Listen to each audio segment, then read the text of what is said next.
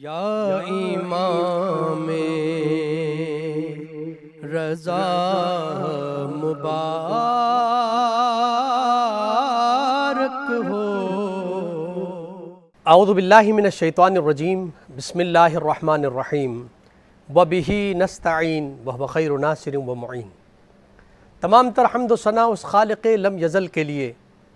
جو خالق ارض و سما ہے، وہ ایسا اول ہے کہ جس سے پہلے کوئی اول نہ تھا، اور ایسا آخر ہے کہ جس کے بعد کوئی آخر نہ ہوگا۔ درود و سلام ہو سید الانبیاء رحمت للعالمین محمد مصطفیٰ صلی اللہ علیہ وآلہ وسلم پر، ان کی آل پاک پر، اصحاب منتجبین پر۔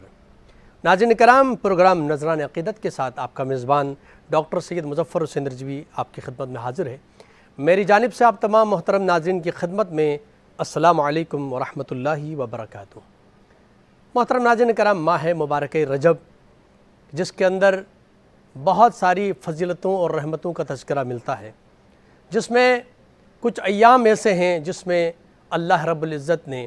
اپنے خاص ولیوں کی ولادت کے لیے اس مہینے کا انتخاب فرمایا ہے۔ آج ہم جس موضوع پر، جس شخصیت پر گفتگو کرنے جا رہے ہیں، وہ ہیں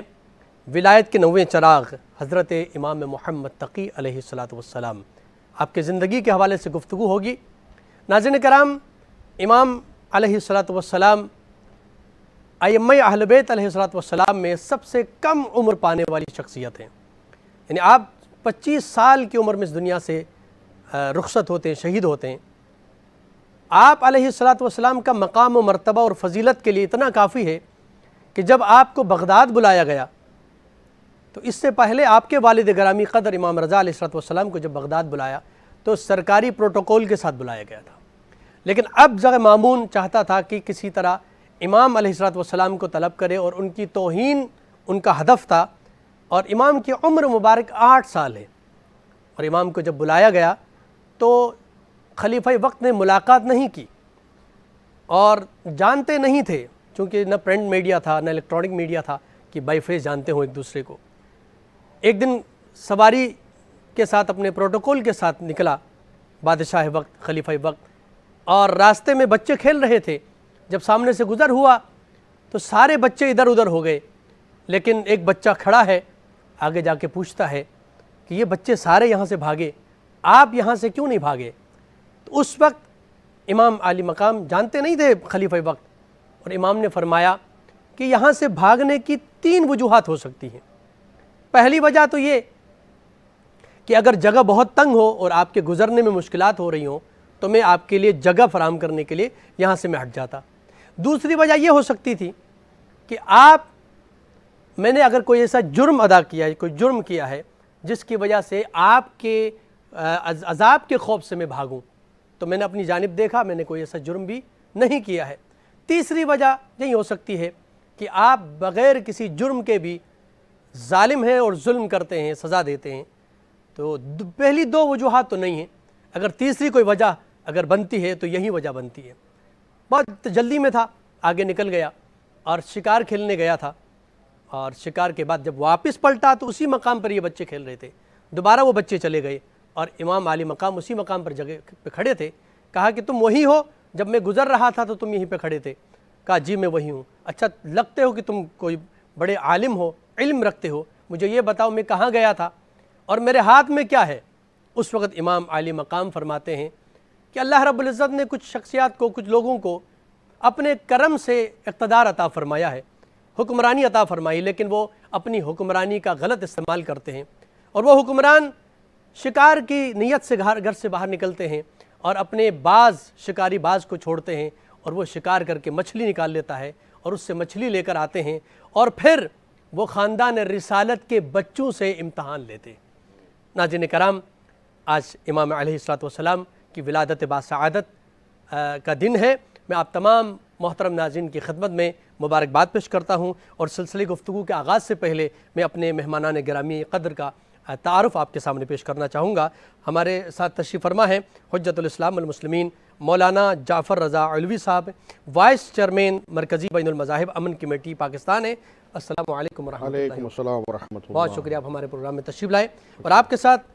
تشریف فرما ہے ممتاز عالم دین مفتی محسن الزمان نعیمی صاحب۔ السلام علیکم ورحمۃ اللہ وبرکاتہ۔ وعلیکم السلام ورحمۃ بہت شکریہ آپ ہمارے پروگرام میں تشریف لائے اور سلسلے گفتگو کا باقاعدہ آغاز کرتے ہیں۔ اور سب سے پہلے میں قبلہ کی خدمت میں سوال رکھنا چاہوں گا کہ بچوں کی ولادت کا دن ہمارے معاشرے میں بڑے اہتمام سے منایا جاتا ہے، اور جب خانوادہ رسالت میں بھی جب کوئی ولادت ہوتی تھی تو یقیناً وہاں پر بھی اہتمام ہوتا ہوگا،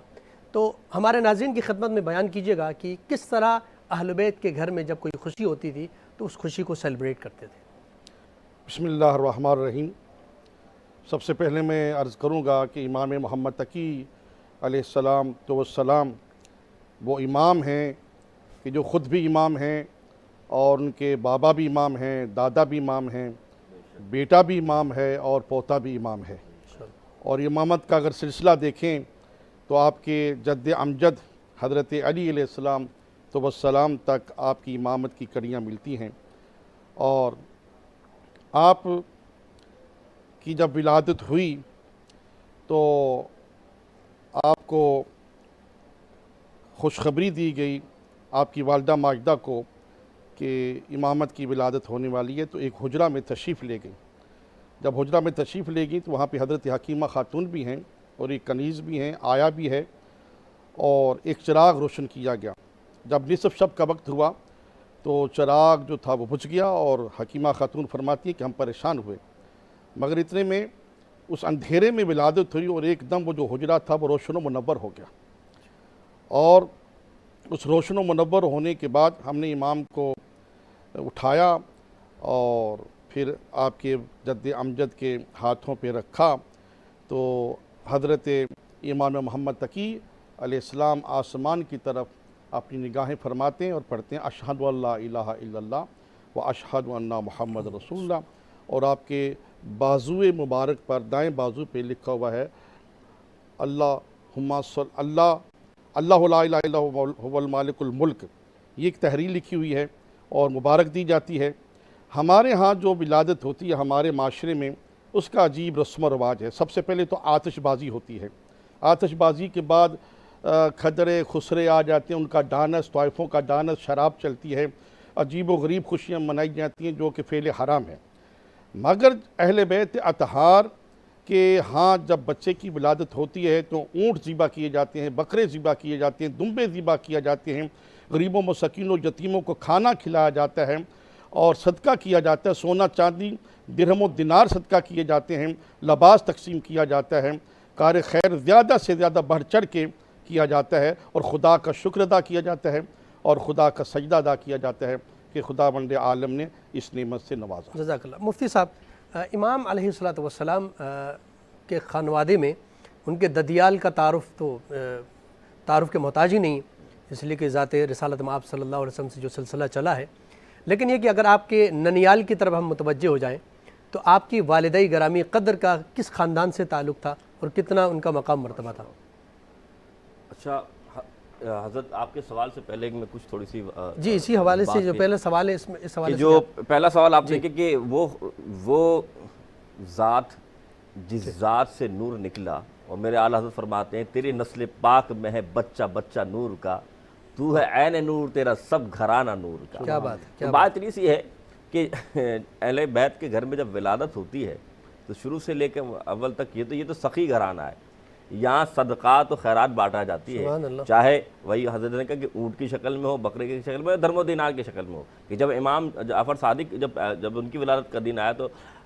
آپ کے جو والد محترم تھے وہ نہیں آئے بلکہ دادا یعنی زین العابدین آئے، اور 5 دینار جو ان کے اس وقت موجود تھے فوراً لونڈی کو دیے کہ بھائی، اور دینار بھی سونے کے ہوتے ہیں۔ تو آپ کیا مقصد تھا کہ آپ وہ لوگ تھے، یعنی وہ اشخاص تھے جو اللہ کے دین پر عمل کرنے والے اور دین کے لیے خوشی منانے والے اور دین کی طرح خوشی منانے والے، یعنی کہ جیسا بھی کہا نا کہ ناچ گانا نہیں جیسے عام طور پہ ہو رہا ہے، یا ایسی خوشی نہیں جو اسلام سے باہر ہو، بلکہ صدقہ و خیرات کرنا،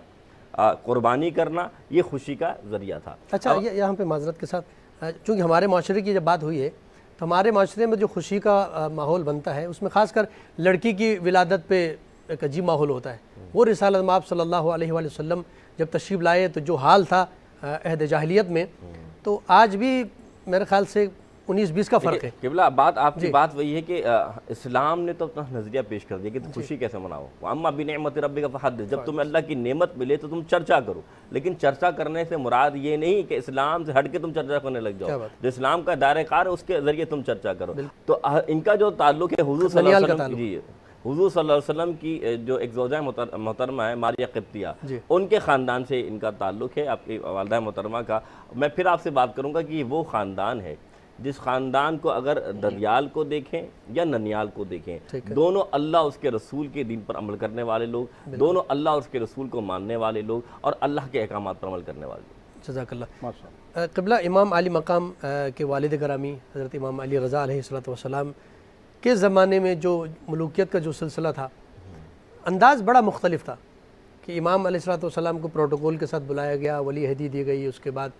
ظاہراً دنیا کو دکھایا گیا کہ بھئی ہمارے ولی عہد ہیں، اور اس کے بعد پھر امام محمد تقی علیہ السلام کا جب دور آیا تو بالکل مختلف انداز تھا۔ آپ کے ساتھ جو بھی انہوں نے سلوک کیا، جو برتاؤ کیا، اس حالت میں امام علیہ السلام نے دین محمدی صلی اللہ علیہ وآلہ وسلم کے سلسلے کو آگے بڑھایا کس طرح، وہ کیسی رکاوٹیں تھیں اور ان رکاوٹوں کے دوران امام نے کس انداز میں دین اسلام کو آگے بڑھایا؟ جیسے حضرت امام زین العابدین علیہ السلام کے لیے رکاوٹیں تھیں، بندشیں تھیں، اور تبلیغات کرنے کے حوالے سے، اسلام کا ایک پیغام، ایک میسج پہنچانے کے حوالے سے، اور بہت جاسوسی تھی کہ کس طرح پیغام جا رہا ہے، کیوں پیغام جا رہا ہے، کیا پیغام جا رہا ہے۔ تو امام زین العابدین علیہ السلام نے اپنی دعاؤں کے ذریعے اور اپنی خطوط میں دعاؤں کے ذریعے ایک پیغامات پہنچائے ہیں، تبلیغات کی ہیں۔ اس میں رسول خدا صلی اللہ علیہ وآلہ وسلم کی احادیث مبارکہ کا ذکر کیا، اپنے جد امجد کے فرامین تحریر فرماتے اور ساتھ دعاؤں کے ذریعے تذکرہ فرماتے اور لیٹر لکھتے، یا محفل میں بھی دعاؤں کے ذریعے، جس طرح کہ صحیفہ سجادیہ آپ کا بڑا مقبول منظور صحیفہ ہے، وہ ایک دعاؤں کا سلسلہ ہے، تو اس میں آپ کے چاہنے والے، آپ کے صحابی سمجھ جاتے تھے کہ امام کیا فرما رہے ہیں۔ اسی طرح امام محمد تقی علیہ السلام کے ارد گرد بھی ایسے ہی جال بچھایا گیا تھا، اور امام علیہ السلام بڑے احسن طریقے سے، غیر محسوس طریقے سے، کہ امام الرشید کو اور ان کے احباریوں کو محسوس نہ ہو اور میرے پہ کوئی ایسی سختی نہ آ جائے کہ جس سے تبلیغات کا جو سلسلہ ہے وہ رک جائے، اس لیے بڑے اخلاقیات کے ساتھ اور بڑی محبت کے ساتھ، بڑی شفقت اور پیار کے ساتھ، بڑے دھیمے لہجے میں انسانوں کی اصلاح کرتے تھے، اسلام کا پیغام پہنچاتے تھے، جس کی وجہ سے محسوس نہ ہو سکا کہ یہ ملوکیت کے خلاف جا رہے ہیں، یہ حکومت کے خلاف جا رہے ہیں، بس اپنے الہی ہدف کو اور رسالت اور قرآن کے ہدف کو مولا نے اپنے سامنے رکھا ہوا تھا۔ اچھا، میں اس میں اگر تھوڑا سا اضافہ فرما دوں، اگر آپ یاد جی بالکل، جیسے حضرت نے فرمایا کہ ملوکیت میں رہ کر رضائے الہی کی طرف گامزن ہونا، اس سے مراد کیا تھی کہ یہ لوگ جو ہے نا، ان کا مقصد کیا تھا؟ وما خلقت الجن والانس الا لیعبدون، میری زندگی کا مقصد تیری دین کی سرفرازی، میں اسی لیے مسلمان، میں اسی لیے نمازی۔ حضرت کو معلوم تھا کہ یہ بادشاہت کا دور ہے، اور یہاں پر اگر ہم وہی پتہ کہ آپ کو پتہ ہے کہ آل رسول سے بہت سے لوگ جو اس طرح بغض رکھتے تھے، اگر آپ دین کے اشاعت کھلے عام اس طرح کرتے تو ظاہر سی بات دشمنی ویسی پیدا ہو چکی تھی۔ اور مامور رشید جو چاہتا یہی تھا کہ آپ کو آپ نے جیسا شروع میں ہی کہا کہ بلا کر نعوذ باللہ جو تحقیر کی جائے، لیکن اللہ جس کو عزت دے، کیونکہ اللہ نے آپ کو کیا عزت دی تھی؟ آپ کا کمال یہ تھا، آپ وہ کمال کے جیسے کہ امام تھے کہ ایک وقت میں کبھی کوفے میں، دوسرے وقت میں مکے میں، اور تیسرے وقت میں شام میں، یعنی جب چاہیں جس وقت چاہیں ایک لمحے میں کئی جگہ موجود۔ پھر آپ کی ذات تو وہی بات آپ نے کہ بھائی 25 برس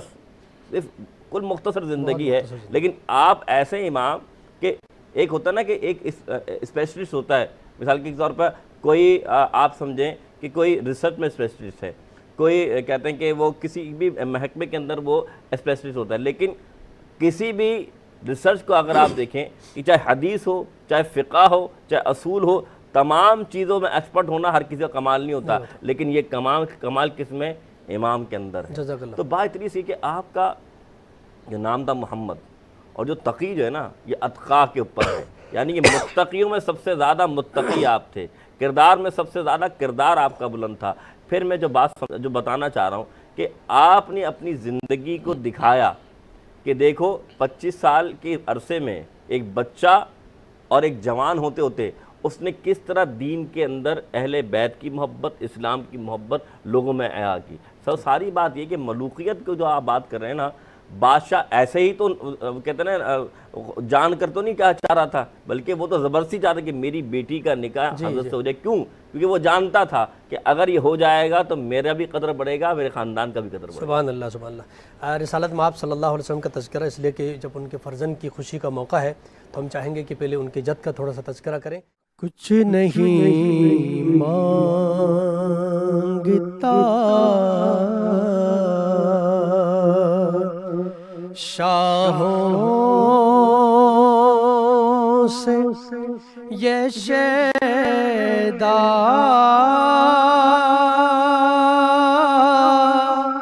تیرا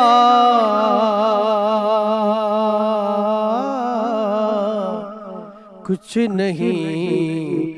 مانگتا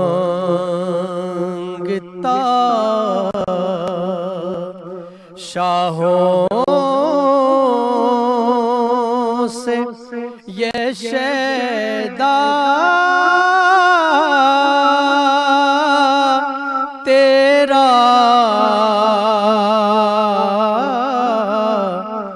اس کی دولت ہے فقط نقش کفے پا تیرا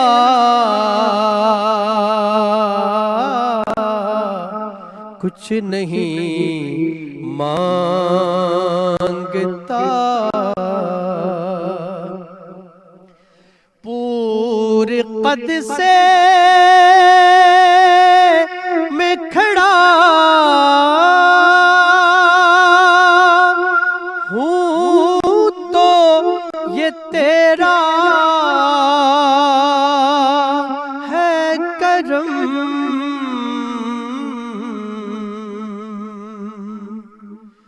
پورے قد سے میں کھڑا ہوں تو یہ تیرا ہے کرم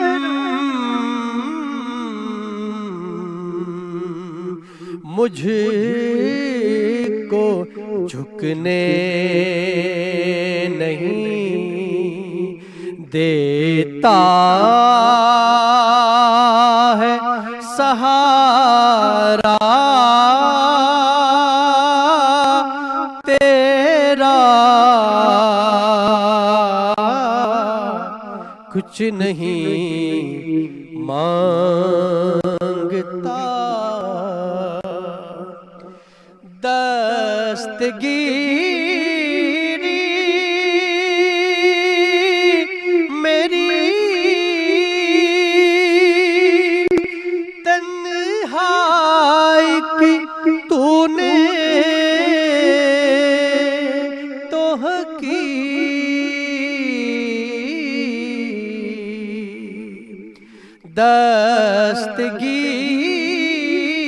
دستگیری میری تنہائی میں تو نے توہ کی میں تو مر جاتا اگر نام نہ لیتا تیرا کچھ نہیں مانگتا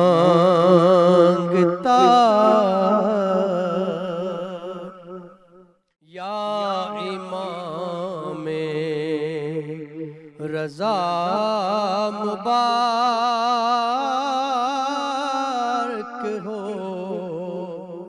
ناظرین کرام، ایک بار پھر آپ کا خیر مقدم. آج ہم گفتگو کر رہے ہیں حضرت امام تقی علیہ السلام کی سیرت پر. بریک سے پہلے گفتگو تھی کہ امام علیہ السلام اس ظلم و بربریت کے دور میں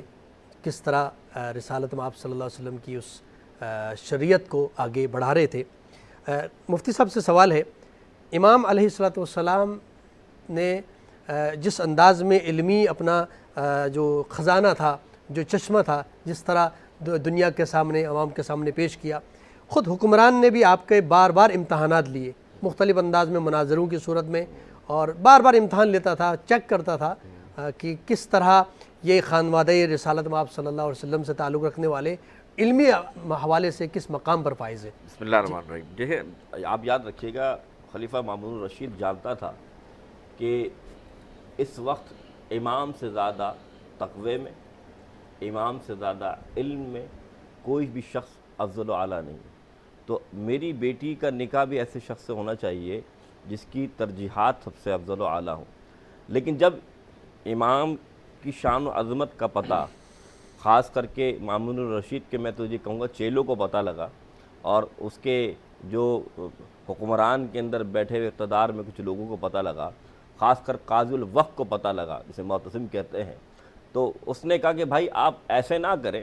پہلے کچھ امتحان تو لے دیں، جی دیکھیں تو صحیح پڑھنے میں رکھ کر کے واقعتاً وزن کتنا ہے، کیا علمی قابلیت اتنی ہے، کیا اتنا شعور ہے کہ آپ ایک بچے کو آپ کہہ رہے ہیں جو بڑا ہو رہا ہے اور ایک نوجوان نسل کی جو ہے ایک پروان چڑھ رہی ہے، تو اس میں اتنی قابلیت ہے جتنی قاضی القضاء میں اور علماء میں موجود نہیں جو آپ بات کر رہے ہیں۔ تو پھر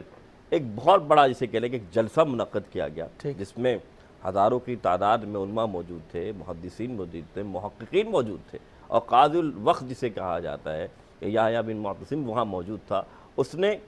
پہلے تو کئی سوالات کیے،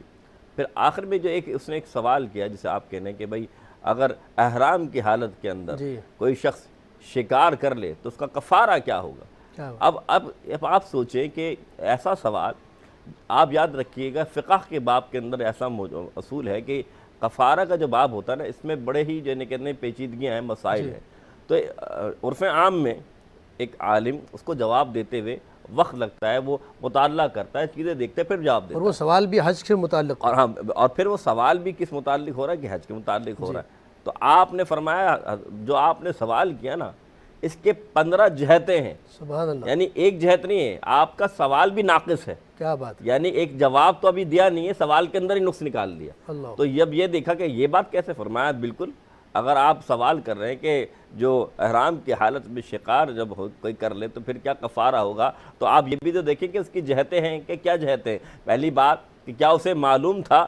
کہ جب وہ احرام کی حالت میں اسے معلوم تھا کہ شکار کرنا جائز ہے کہ ناجائز ہے۔ پھر دوسری حالت میں یہ دیکھا جائے کہ آیا کہ وہ احرام کے حالت میں کہاں موجود ہے، کس جگہ موجود ہے، کہیں رات میں شکار کیا ہے، دن میں شکار کیا ہے، اور شکار کرنے میں اس نے یہ دیکھا جائے کہ جب شکار ہوا ہے اس کو کس طرح شکار کیا گیا ہے۔ تو 15 جہت سے انہوں نے سوالات کیے، اور 15 جہت کے جب سوالات جب جو ان کے تمام نقائص بیان کر دیے، سوال کے نقائص بیان کر دیے، تو جو محتسم تھا، جو قاضی تھا، وہ خود خاموش ہو گیا کہ اب میں کیا کروں۔ آخر میں پھر مامون رشید نے کہا کہ حضرت جب نقائص بیان کے تو جواب بھی آپ دیجئے، تو آپ نے نقائص کے ساتھ ساتھ تمام سوالوں کے جوابات دیے۔ تو معلوم کیا چلا کہ آپ کی علمی قابلیت کا اگر آپ یہ بات کر رہے ہیں تو ایسے تو اللہ کے رسول نے نہیں فرمایا نا مدینۃ العلم والی بابوہا،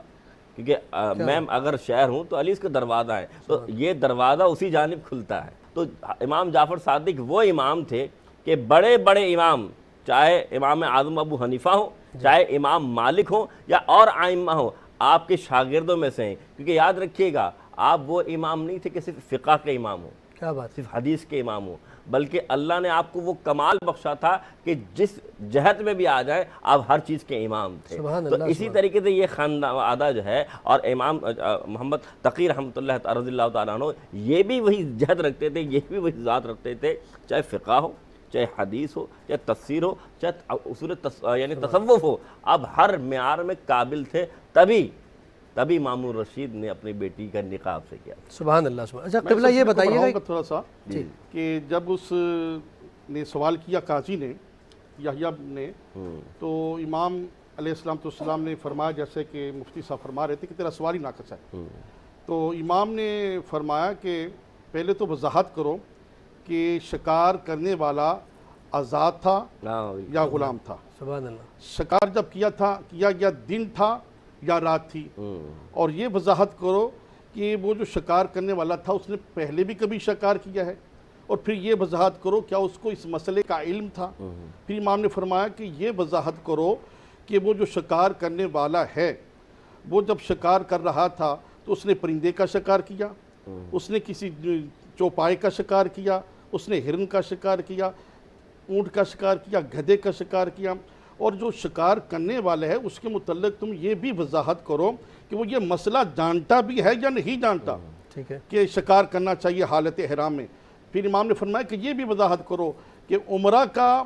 احرام باندھا ہوا تھا یا حج کا احرام باندھا ہوا تھا، اس نے حرم میں شکار کیا یا صفا و مروہ پہ شکار کیا یا اس نے عرفات پہ شکار کیا۔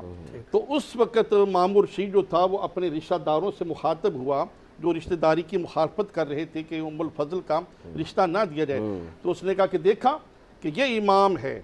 ان کا علم بتا رہا ہے کہ یہ امام ہے۔ وہاں پہ ایک قاضی نے اور سوال کر دیا، اس نے کہا یہ بتائیے کہ قرآن کریم میں ہے کل نفس ذائقۃ الموت، کہ ہر نفس نے موت کو چکھنا ہے، تو وضاحت کریں کہ روح کو موت ہے یا نفس کو موت ہے؟ تو امام مسکرائے، حالانکہ بچپنا ہے، امام فرماتے تیرا پھر سوال ناقص ہے، تو خود آیت پڑھ کے جواب بھی دے رہا ہے اور مجھ سے پوچھ رہا ہے، فرمایا کل نفس ذائقۃ الموت، نفس کو موت ہے، روح کو موت نہیں۔ کیا بات ہے، سبحان اللہ سبحان اللہ۔ اچھا آپ سے ہی سوال ہے، امام علیہ السلام کا جو امتحان لیا گیا اور آپ نے جیسے بیان فرمایا، پھر حاکم وقت نے امام علیہ السلام کی شادی اپنی بیٹی سے کی، اس کے پیچھے کیا اہداف مقاصد تھے؟ ایک طرف یہ ہے کہ خود آپ کے والد گرامی کو زہر دے کے شہید کیا گیا، اور ساتھ ہی آپ کو 8 سال کی عمر میں مدینے سے لایا گیا ہے اور قید و بند کی صحبتیں سمجھے کہ نظر بند کیا ہوا ہے تاکہ عوام جو ہے، جو قلبی رشتہ عوام کا جو ہے وہ امام علیہ السلام سے، وہ تو تلوار اور ان کے جاہ و جلال سے لوگ ان کے سامنے جھکے ہوئے، حقیقت میں ان سارے قلوب جو ہیں وہ امام علیہ السلام کی بارگاہ میں جھک رہے تھے۔ تو اس تمام تر اہداف اور مقاصد کے ساتھ امام علیہ السلام کی شادی بیٹی سے کی، کیا مقاصد تھے؟ اس میں بہت بڑا جو ہدف ہے یا نظریہ یا سوچ یا فکر ہے وہ ہے معرفت۔ مامور رشید کو اہل بیت کے گھرانے کی معرفت ہو چکی تھی۔ دیکھیے ادھر یزید اپنے تخت پہ بیٹھا ہے، پوری دنیا پہ اس کی حکومت ہے، جاہ و جلال ہے، سپاہ ہے، اور اس نے اپنے فرزند اپنے بیٹے معاویہ سے کہا کہ اب یہ تو اس تخت کا مالک ہے، تو اس نے انکار کیا اور اس نے کہا میں جوتے کی نوک پہ سمجھتا ہوں اس تخت کو کہ جس تخت پر اہل بیت کے قتل کے فتوے دیے تھے، ان کو رسوا کیا گیا، ان کو قید و بند کیا گیا وغیرہ۔ اسی طرح جو مامور رشید تھا وہ اہل بیت اطہار کی فضیلتوں کو، ان کی علم و فضل کو پہچان چکا تھا، اور اس نے کہا کہ میری اس میں بڑی سعادت ہوگی کہ میں اپنی بیٹی ام الفضل کا رشتہ جو ہے وہ امام کو دے دوں۔ اور پھر اس نے امام کی آزمائش کی علمی اعتبار سے، جیسا کہ مفتی صاحب نے ارشاد فرمایا، میں نے بھی کچھ عرض کیا، اور اس میں مقصد اس کا یہی تھا کہ وہ اہل بیت کی معرفت حاصل کر چکا تھا، اور وہ یہ سمجھتا تھا کہ مزید جو شیعہ یعنی امام رضا علیہ السلام ہیں، شیعہ یعنی علی علیہ السلام ہیں، شیعہ یعنی امام محمد تقی علیہ السلام ہیں، ان کے دل میں میرا ایک روب و دبدبہ بھی چلا جائے گا اور میری حکومت کو بھی تسلیم کریں گے امام کی نسبت سے، اور میں اس طرح سے آسانی سے حکومت بھی کر سکوں گا۔ سبحان اللہ سبحان اللہ۔ مفتی صاحب سے سوال ہے، امام علیہ السلام کے ہم عصر جو اس زمانے کے لوگ تھے، خود آپ علیہ السلام کے خاص قسم کے شاگرد، خود چونکہ ایسے زمانوں میں امام علیہ السلام نے جو سلسلے کو آگے بڑھایا ہے تبلیغ کا، اس میں بہت سارے ائمہ وہ ہیں کہ جنہوں نے اپنے اصحاب کے ذریعے سے، اپنے خاص شاگردوں کے ذریعے سے، چونکہ حالات ایسے تھے کہ وہ خود تو تبلیغ نہیں کر سکتے تھے، لیکن ایسے میں آپ نے شاگردوں کو تیار کیا۔ وہ کون سے شاگرد تھے، وہ کون سے آپ کے خاص اصحاب تھے جن کی وجہ سے یہ سلسلے کو امام نے آگے منتقل فرمایا؟ قبلہ آپ اس کو آقا سرکار کے امام محمد تقی علیہ السلام کے نہایت ہی قریبی صحابی قریبی جو دوست تھے، اور ہر وقت ان کو امام کی محفل نصیب ہوتی تھی، وہ ایک جناب ریان ہیں اور ایک جناب مشیب ہیں۔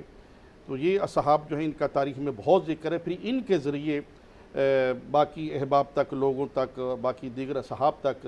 امام کے فرامین جو تھے وہ پہنچتے رہتے تھے۔ مفتی صاحب آپ آخر میں آپ سے یہ پوچھنا چاہوں گا، امام علیہ السلام نے اس کم عمر میں یعنی 25 سال کی عمر میں اس دین شریعت محمدی صلی اللہ علیہ وسلم کو آگے بڑھایا، اور وہ تمام تر رکاوٹوں کے باوجود کہ اس سے پہلے جو ائمہ اطہار علیہ السلام تھے، خود امام علی رضا علیہ السلام، اس سے پہلے کے ائمہ امام موسیٰ کاظم علیہ السلام، امام جعفر صادق علیہ السلام، تمام تر رکاوٹوں کے باوجود سلسلے کو آگے بڑھاتے تھے۔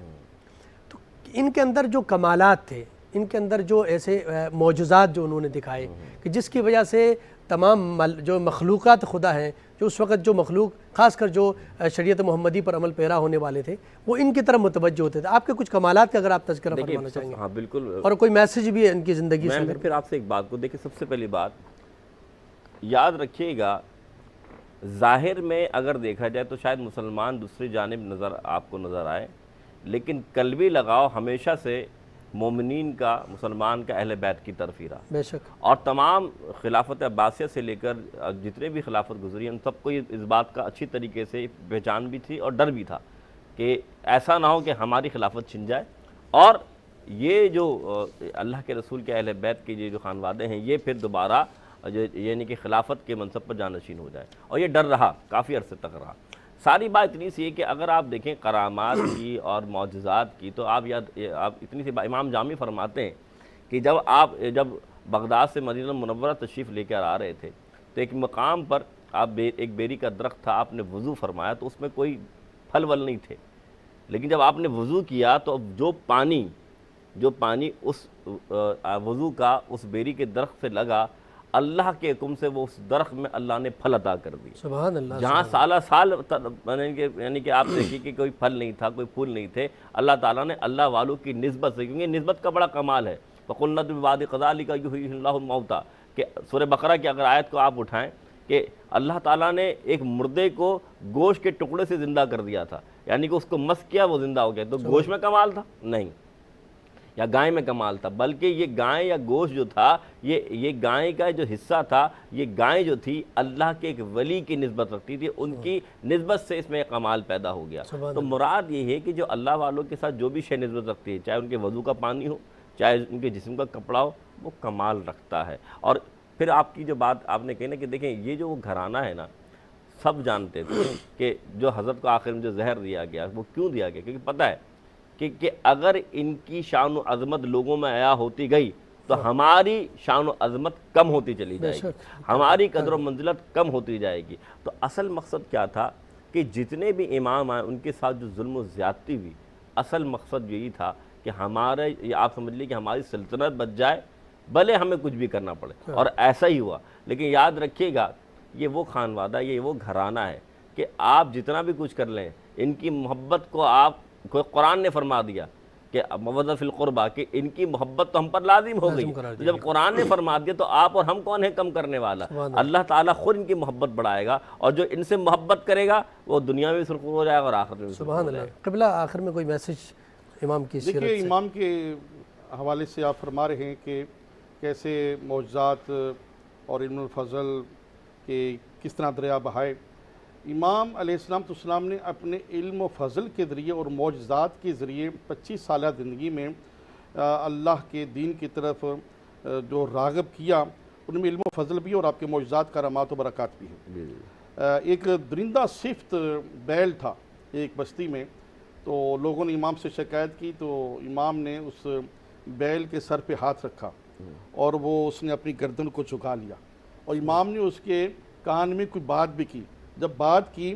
تو اس نے اپنی گردن کو یوں ہلایا، حرکت دی. تو لوگوں نے پوچھا مولا آپ نے اس سے کیا کہا؟ آپ نے فرمایا میں نے اسے یہ کہا ہے کہ تکبر جو ہے وہ بری بات ہے، خدا کو یاد کیا کر، خدا کی تسبیح کیا کر. ایک جگہ پہ لوگوں نے کہا مولا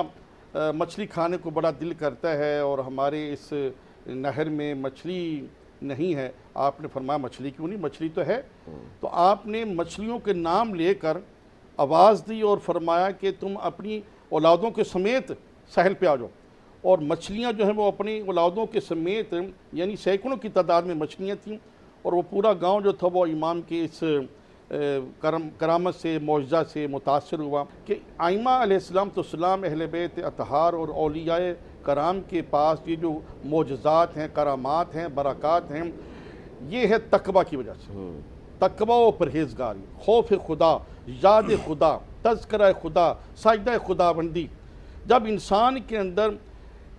ایک اس طرح کا تقویٰ اور پرہیزگاری اور سجدہ آ جاتا ہے تو خدا بند متعال جو ہے وہ اس کا ہو جاتا ہے، وہ خدا کے ہو جاتے ہیں. تو پھر وہ اس طرح کی کرامات و برکات اور معجزات ظاہر کرنے لگ جاتے ہیں. میں عوام الناس کو یہ میسج دوں گا کہ آپ اہل بیت اطہار کی طرح آپ ائمہ اطہار کی طرح، اولیاء کی طرح تقویٰ اختیار کریں، پرہیزگاری اختیار کریں، جو آپ خدا سے مانگیں گے انشاءاللہ خدا دینے پہ قدرت رکھتا ہے۔ اچھا، آپ سے ایک تھوڑی سی، میں اس میں تو اگر اجازت ہو تھوڑی سی اضافہ کرتا چلوں گا۔ کرامات تو اپنی جگہ، لیکن اب سب سے بڑی شان و عظمت آپ کی یہ تھی کہ آپ وہ شخصیت تھے کہ کہتے ہیں کہ آنے والے وقت کا بتا دینا۔ جب مامون رشید جو ہے، جب اس کا انتقال ہو تو آپ نے فرمایا کہ اس کے 30 ماہ بعد میرا بھی انتقال ہو جانا ہے۔ پھر آپ کی ذات کو اگر آپ دیکھیں کہ آپ ایک وقت میں نے کہا نا کہ ایک جگہ سے دوسری جگہ موجود، یعنی کہ ایک قیدی بن کر آیا شام سے، تو اس سے پوچھا گیا بھائی تم قید بن کر آئے ہو، قیدی بن کر آئے ہو، تو تمہارا حال کیا ہے، تمہیں پکڑا کیوں گیا؟ فرمایا میں نے اس شخص کے بارے میں بتا دیا، اور وہ شخص کون تھا؟ حضرت امام محمد تقی رحمۃ اللہ رضی اللہ عنہ کی، جن کی شان یہ تھی کہ آپ کے بارے میں بتایا کہ انہوں نے مجھے سیر کرائی کہ میں شام میں اس جگہ عبادت کرتا تھا جہاں امام حسین رضی اللہ عنہ کو سر مبارک موجود تھا، تو وہاں میں عبادت جو کرتا تھا، تو ایک مقام ایسا بھی وقت آیا کہ امام تقی نے مجھے لیا، کبھی وہ کوفہ مجھے لے گئے، کبھی مجھے وہ مکہ المکرمہ رہ گئے، تو ایک لمحے کے اندر اتنی جلدی ساعتوں کو مکمل کرنا، جیسے قرآن میں آصف بن برخیہ کا پورا واقعہ آپ کے سامنے موجود ہے۔ ہاں، تو اب یہ کیا تھا؟ یہ حضرت کی کرامت ہی تو تھی، یہ مقام کسی اور کو نہیں ملا، یہ خانوادہ رسول کو ہی ملا۔ بہت شکریہ آپ دونوں کا، مولانا جعفر رضا علوی صاحب اور محترم جناب مفتی محسن زماں نعیمی صاحب، آپ دونوں کا بہت بہت شکریہ کہ آپ تشریف لائے اور اس پروگرام میں بہت بہترین گفتگو فرمائی۔ ناظرین کرام، یہاں پر پروگرام کا وقت ختم ہوا چاہتا ہے، اپنے میزبان ڈاکٹر مظفر رضوی کو اجازت دیجیے، اور آخر میں بارگاہ امام محمد تقی علیہ السلام میں چند اشعار آپ کے سماعتوں کا نظر کر رہا ہوں۔ یا امام رضا مبارک ہو، یا امام رضا مبارک ہو، آپ کو دل ربا مبارک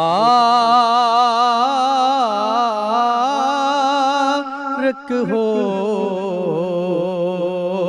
یا امام رضا۔ آ گئے ہیں جواد دنیا میں، آ گئے ہیں جواد دنیا میں، وارث حل عطا مبارک ہو، وارث حل عطا مبارک ہو، یا امام رضا۔ اور عرض ہے مادر گرامی سے، عرض ہے مادر گرامی سے، دل ربا محل کا مبارک ہو، یا امام رضا۔ ہے تقی و جواد ان کے لقب،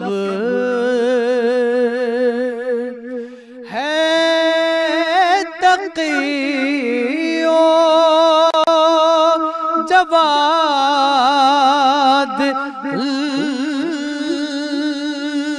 کے لقب ہے، یہ بحر سخا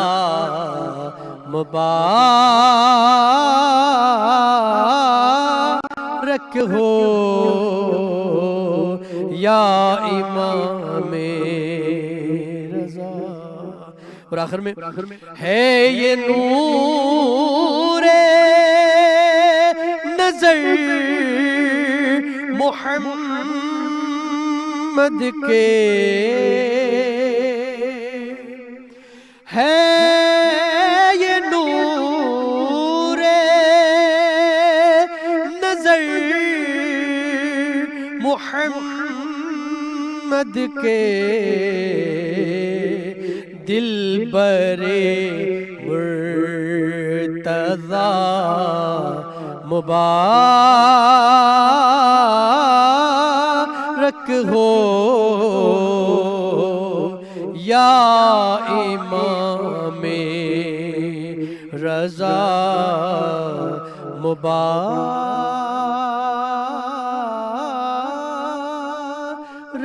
ہو۔